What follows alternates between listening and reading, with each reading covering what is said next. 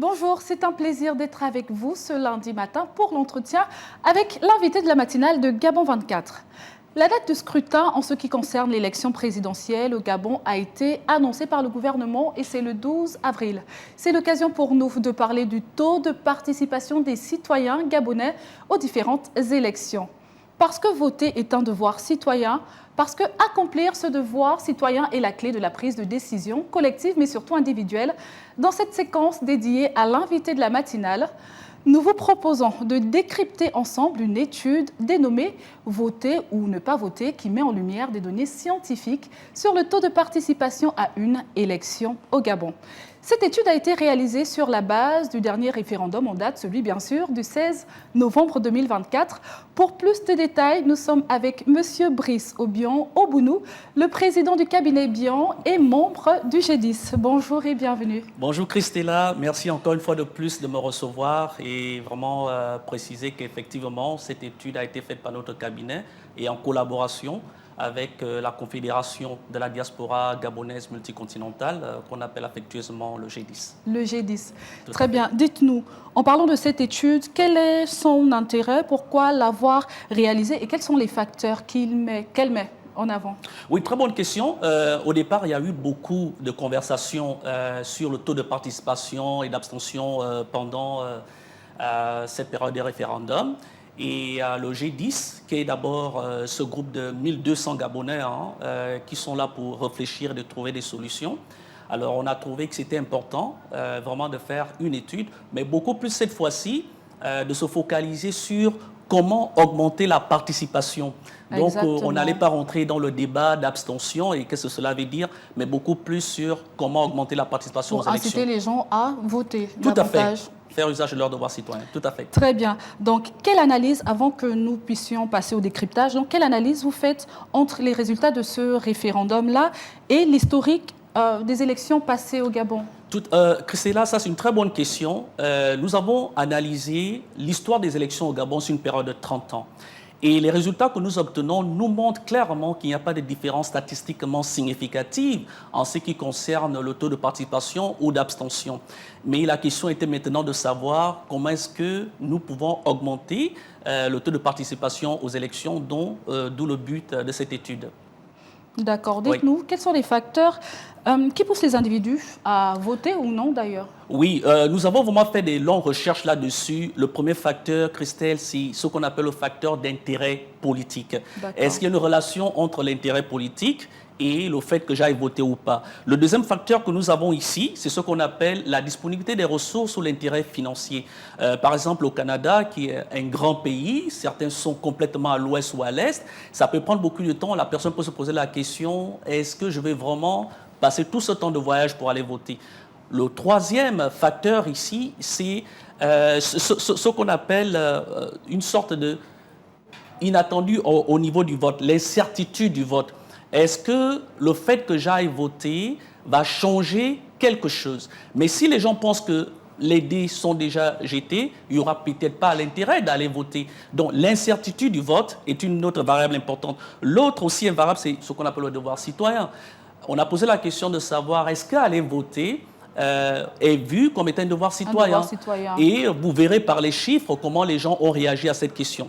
L'autre facteur est ce qu'on appelle l'habitude de vote. On en a parlé. On a vérifié les gens qui ont voté en 2023. Est-ce que ces mêmes personnes aussi voté au référendum? Y a-t-il une relation dans mon historique de vote, ce qu'on appelle les habitudes? Et le dernier facteur tout aussi très important, c'est l'éducation. Mais cette fois-ci, Christella, l'éducation à deux niveaux. C'est d'abord l'éducation intergénérationnelle, ce qui se passe dans votre famille, les discussions politiques, l'éducation civique dans la maison, l'importance de voter.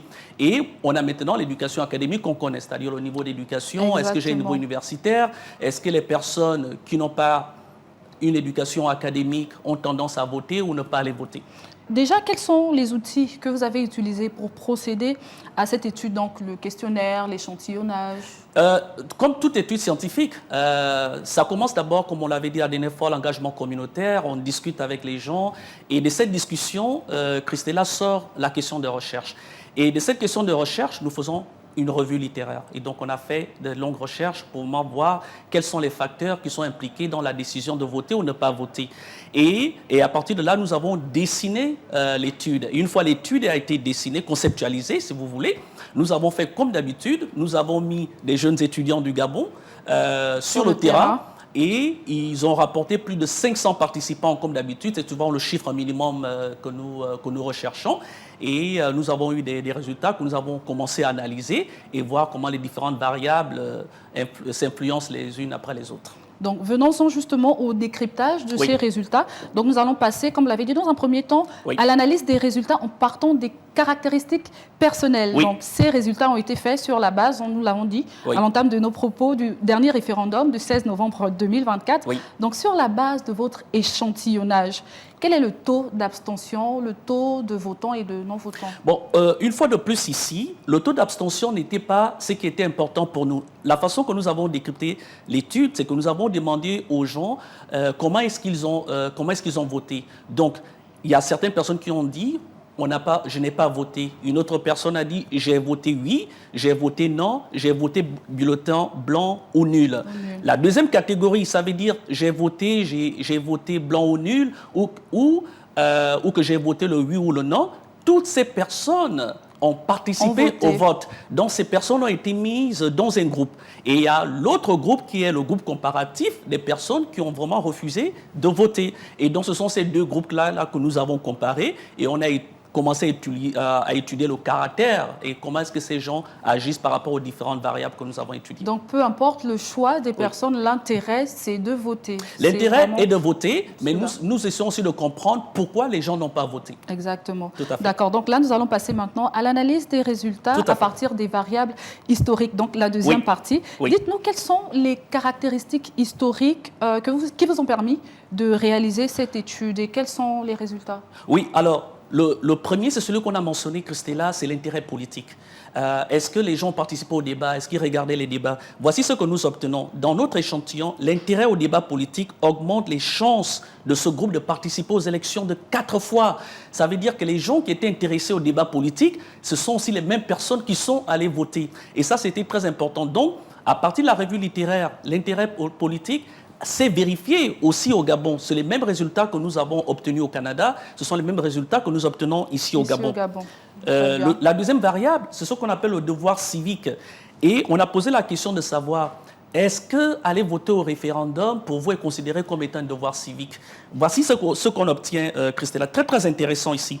Parmi ceux qui ne considèrent pas le dernier référendum comme un devoir citoyen, 88% d'entre eux n'ont pas voté. Parce que pour eux, ils ne le considèrent pas comme un devoir citoyen. Mais de l'autre côté, regardez les résultats que nous obtenons.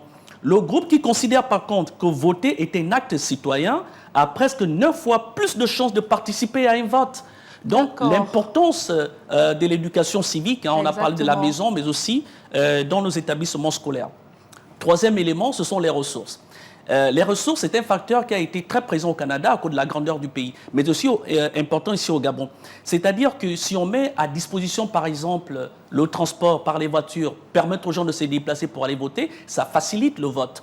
Donc, les ressources financières, les ressources automobiles et toutes ces ressources-là permettent aux gens d'aller voter parce qu'on se pose la question de savoir est-ce que je voudrais vraiment faire 20 km pour aller voter? Moi, je suis à Montréal, ça me prend à peu près 2 heures pour aller voter à Ottawa, mais la personne qui est en Colombie-Britannique, c'est un avion dont il a besoin pour aller voter. Et donc, vous voyez que c'est pour cela que le taux de participation était un peu plus bas dans certaines régions du Canada et certaines régions des États-Unis par rapport à d'autres où ceux qui étaient plus proches du centre du vote étaient plus susceptibles d'aller voter. Dont l'importance des ressources. L'habitude de vote, Christella, et vous et moi on en a parlé, je vous ai demandé si vous avez voté en 2023, vous m'avez dit oui. Et je vous ai demandé est-ce que vous avez voté au référendum, vous m'avez dit oui. Alors écoutez ceci. Il y a une relation historique entre ce vote-là. Dans cet échantillon, la probabilité était de 89%. Ça veut dire que les gens qui ont voté avant ont déjà cette culture de vote. Donc ces gens sont aussi susceptibles d'aller encore voter. Donc stratégiquement, ce ne sont pas les gens qui devaient être notre cible, mais les gens qui n'ont jamais voté, qui ne sont jamais allés voter. Et comment est-ce qu'on atteint ces populations-là?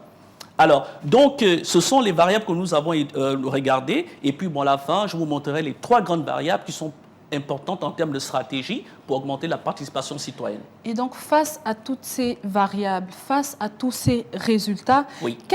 Premièrement, quel bilan vous faites de ce travail et surtout, quelles sont les solutions que vous proposez pour augmenter le taux de participation au vote des Gabonais? Une fois de plus, Christella, ce que nous observons, c'est ce qui se fait actuellement, on va dire assez bien au Gabon. Je vois beaucoup d'enrôlement qui se fait, mais là derrière, il faudrait qu'il y ait un travail d'éducation qui se fait. Ce n'est pas juste de s'enrôler, parce que le taux d'abstention, si on le définit bien, c'est une personne qui s'est enrôlée et le jour du rendez-vous, elle ne s'est pas présentée. Donc, vraiment, continuellement expliquer ce qui se passe ici et utiliser les différents moyens dont on a parlé. Mais une autre variable dont on a oublié de parler, Christella, ici, c'est la variable du genre, les hommes et les femmes. Vous voyez, par exemple, au Canada, les femmes ont eu le droit de vote, au Québec particulièrement, seulement en 1949. Au Gabon, c'est récent. C'est récent. Le Gabon n'a jamais eu ce problème en ce qui concerne le genre. On est juste surpris que les hommes sont 2 fois plus susceptibles d'aller voter que les femmes. Donc, stratégiquement, nous devons peut-être mettre au point ces stratégies pour amener les femmes à plus voter. Et je vous rappelle que l'espérance de vie au Gabon des femmes est plus élevée que celui des hommes, à 68 ans. Donc, vous comprenez que les femmes peuvent décider de qui est le prochain président du Gabon. Mais ces femmes ne sont pas forcément très impliquées dans l'histoire du vote du Gabon. Et ça, c'est un travail qu'il faudrait faire. Et justement, donc, quelles sont les solutions que vous proposez? Mais alors, donc, on a 3 grandes variables que j'ai mentionnées. C'est d'abord de continuer, numéro 1, d'augmenter l'intérêt dans le débat politique, que les jeunes soient impliqués. Nos études montrent que les 26 ans et plus étaient beaucoup plus impliqués, mais ceux de moins de 25 ans, peut-être pas. Donc, continuer le débat, continuer d'éduquer dans le débat politique. Deuxième moment, ce sont les ressources financières, les ressources physiques dont on a parlé. C'est une variable très importante qui permettra aux gens qui sont reculés ou à l'intérieur du pays de participer à cet exercice citoyen. Et comme je vous l'ai mentionné, le facteur âge est très important. Parler de plus en plus aux jeunes qui sont à l'université, même déjà depuis le secondaire, de participer à ces élections-là, vraiment leur expliquer que leur vote fera la différence et ce seul vote peut décider de qui est le prochain président du Gabon. Très bien, nous acheminons vers la fin. Alors, le 12 avril, c'est la date du scrutin pour l'élection présidentielle. Donc, quel message vous pouvez faire passer sur l'importance d'accomplir son devoir citoyen, donc de voter? Une fois de plus, comme je le disais, important 2 casquettes, celui du président de notre firme Bian, qui fait beaucoup de recherches au niveau social, mais aussi celui de la diaspora gabonaise, la Confédération, le G10, et de dire que bon, on est là pour apporter des solutions à ces problèmes sociaux complexes et de demander à toute la jeunesse de s'impliquer de plus en plus. Votre vote compte, alors il est important de s'enrôler et de faire partir de l'histoire du Gabon, d'être des décideurs de qui est le prochain président du Gabon ou la présidente. Exactement, on ne le dira jamais assez, c'est très important. Nous sommes arrivés à la fin. Merci beaucoup, Monsieur Brice Obian Obounou. Je rappelle que vous êtes le président de Bian et membre du G10. Et ensemble, nous avons parlé de voter ou ne pas voter, donc l'analyse d'une étude sur la participation citoyenne au vote. Merci beaucoup. Merci encore une fois de plus. Je vous en prie. Merci à vous également de nous avoir suivis. C'était un plaisir de vous servir. Surtout, retenez que le vote est le premier mode d'action et le plus simple en démocratie. Utiliser son droit de vote représente une façon d'exercer sa citoyenneté. Bonne suite au programme sur Gabon 24. Au revoir.